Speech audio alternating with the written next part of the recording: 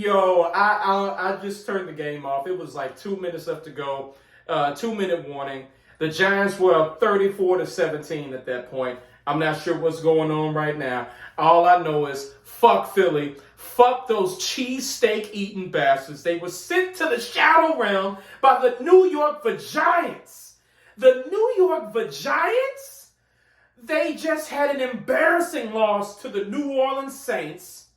They gave New Orleans their first fucking win of the season. And then 4 days later, you lose to this team, the New York Vagiants?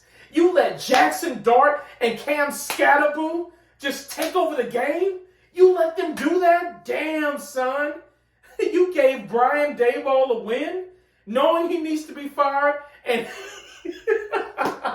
if you're an NFC East fan, you're like, hey, keep Brian Daboll in there. Keep his ass in there. But shit, you know he needs to go, and you lost to that motherfucker. You lost to that guy.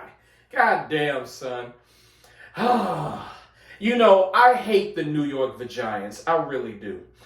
I really fucking hate them. But I hate the Eagles just a bit more. Oh, I can't stand. Y'all know I hate the Eagles more than anybody. Y'all know I can't stand those cheesesteak, filthy ass pieces of shit. You know I can't stand them motherfuckers. And to see them lose to the Vagiants, oh man. This made my weekend. God damn. Last time I checked, Cam Scatterboo had 98 yards rushing. I'm sure they're going to give him the ball again so he can get to 100. He had 3 touchdowns today.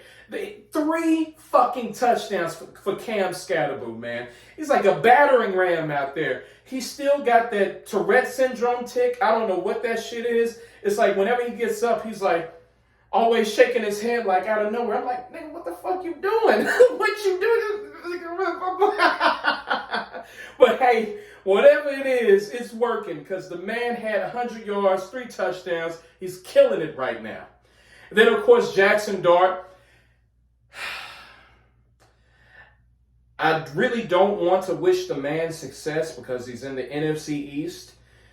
And that's detrimental to my team. So I don't want to wish him any success. But the young man looked good today.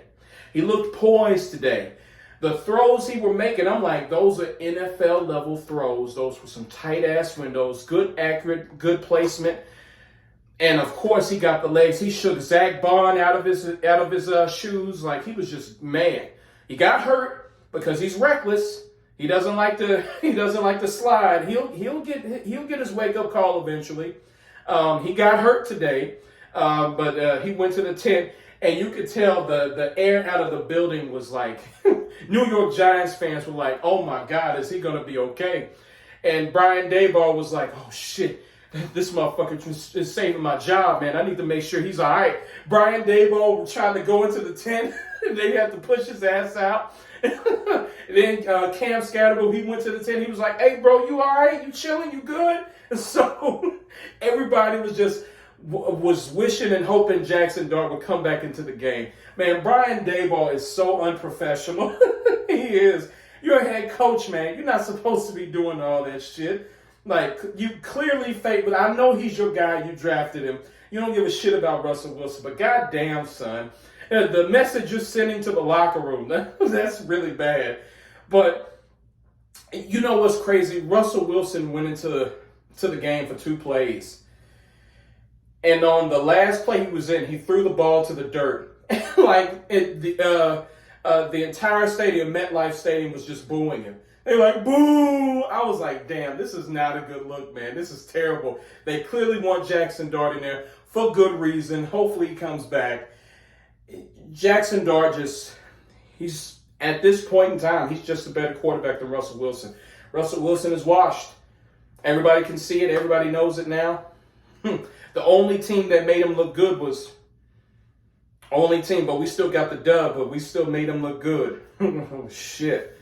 But I know the Philadelphia Eagles, they were dealing with a rash of injuries today, especially on the offensive line and the defensive side of the ball. Jalen Carter didn't play today. Quinyon Mitchell, the standout cornerback, he had a hamstring injury today. I think he suffered that in the first or second quarter. And you know, hamstring injuries are no joke. If you try to play on those, you're risking yourself for even bigger injuries. Hamstrings are no joke. When it comes to those things, you shouldn't even try to play on them. Just let them heal. So, you know, fuck the Philadelphia Eagles. Fuck them. But I really hope Quinyon Mitchell is going to be okay. Hamstrings is no joke, especially at his position. He plays the most difficult position on the football field besides quarterback, which is cornerback. He needs all the athleticism, all the athletic advantage he can get playing that position. And the hamstring is not going to do him any favors, so he needs to rest that shit up. And of course, Jalen Carter, fuck him, but he was out with a heel injury to his foot. But fuck him. You know what he did. I'm not going to bring that shit up. And then I think Landon Dickerson on the offensive line, he was out. And I think they dealt with another injury too. If I don't recall. But even with the rash of injuries, the Philadelphia Eagles have way too much talent to lose to the Vagiants.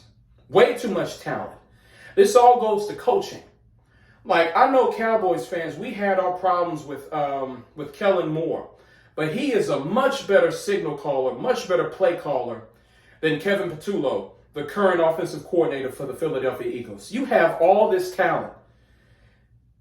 How can you not get your talent to football? Why is A.J. Brown over here, you know, complaining about lack of touches, or complaining about the offensive woes for this team? You should not have any offensive woes with this team. Now, I know part of that is the quarterback being risk averse. Jalen Hurts is not. Don't come in my comment section telling me that I'm saying that Jalen Hurts sucks. He doesn't. He's a Super Bowl MVP quarterback. He doesn't suck, but he's extremely risk averse. The chances he was taking earlier in his career, he's not taking that now. It's up to the offensive coordinator to fix that, to remedy that. Kellen Moore is just light years ahead of Kevin Patullo. They may need to think about making a change there, because when you look at when you look at their offense, it's so predictable. You know what's going to happen before it happens. And if we can see that and we just sit on the goddamn couch, you know the opposing defenses know. They know everything. They're light years ahead of us. They build defenses. They build game plans. They watch film. And if we see that, they definitely know. So I don't know what the Philadelphia Eagles are going to do when it comes to that. I honestly don't care. Fuck them. I don't give a shit. But if I was a Philadelphia Eagle fan, I'd be worried. You've been winning games you shouldn't have been winning. We should have beat you the first game. If CeeDee Lamb doesn't drop those balls, we would have beat you opening night. You had a 17-3 lead against the Denver Broncos. You choked that shit away, and you lose to the Vagiants today. God, that's rock bottom. When you lose to the Vagiants, that's crazy, man. That's crazy work. Crazy work. So it looks like the 2025 Eagles are going to collapse just like the 2023 Eagles.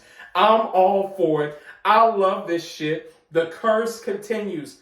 We haven't had a repeat division winner in over 20 years. And it looks like if the collapse keeps going for the Eagles, it looks like that's going to happen again. We're going to have a different winner. A different winner of the division. It may not be my Cowboys. It may be the Redskins. Who knows?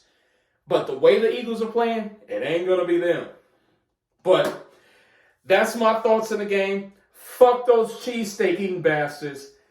Oh, I can't wait to watch ESPN. I can't wait to watch all the shows so they can just talk about how bad the Eagles look. Man, this is going to be good.